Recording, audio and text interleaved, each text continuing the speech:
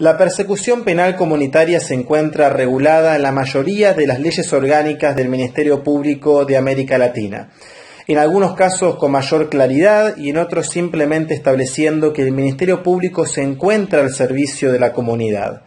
Ahora bien, ¿cuáles son las acciones concretas que un Ministerio Público podría implementar para hacer operativo este paradigma de la persecución penal comunitaria?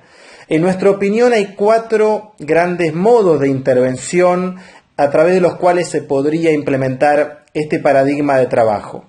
El primero es aquel que hemos denominado la recolección de información para la suspensión del juicio a prueba y las medidas cautelares.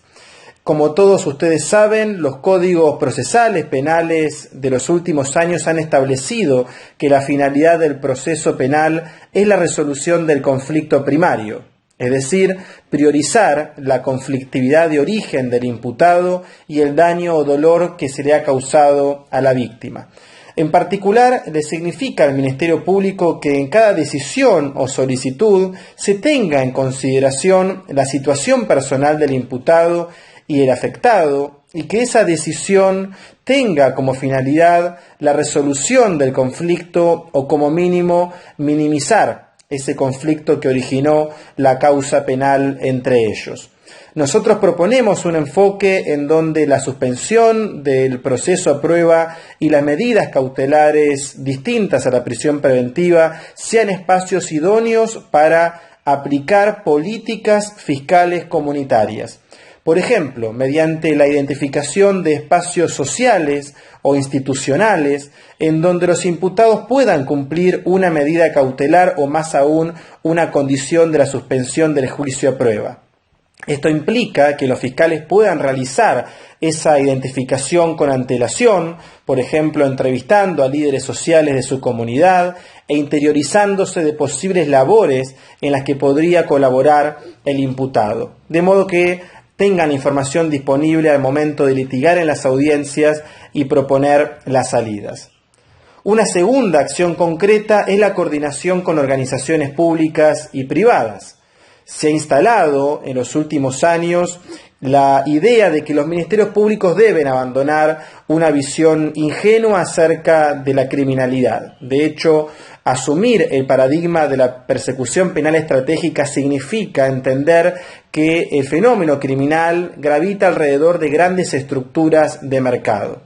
Para la persecución de fenómenos complejos, los ministerios públicos podrían obtener información mediante la coordinación y relacionamiento con organizaciones que poseen información de alta calidad sobre la regularidad social de un determinado barrio o localidad y que incluso tienen conocimiento actualizado sobre las modalidades delictivas y de las personas asociadas a ella.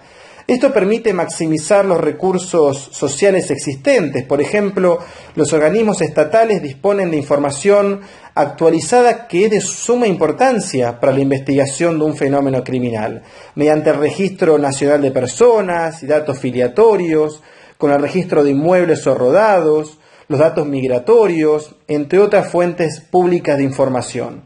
En Guatemala, el Ministerio Público ha logrado integrar estas bases en su plataforma informática de forma tal que al ingresar los datos de un individuo, automáticamente el sistema arroja toda la información existente y a partir de allí se pueden identificar algunos patrones comunes.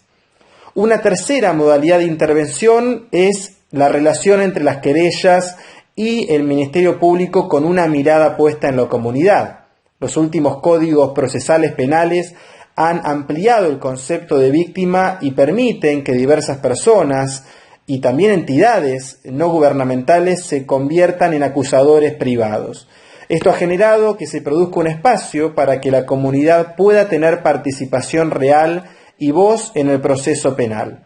Por ejemplo, el concepto amplio de víctima ha permitido que organizaciones no gubernamentales cuya razón de ser está vinculada con la materia de litigio, puedan constituirse como parte en un proceso penal.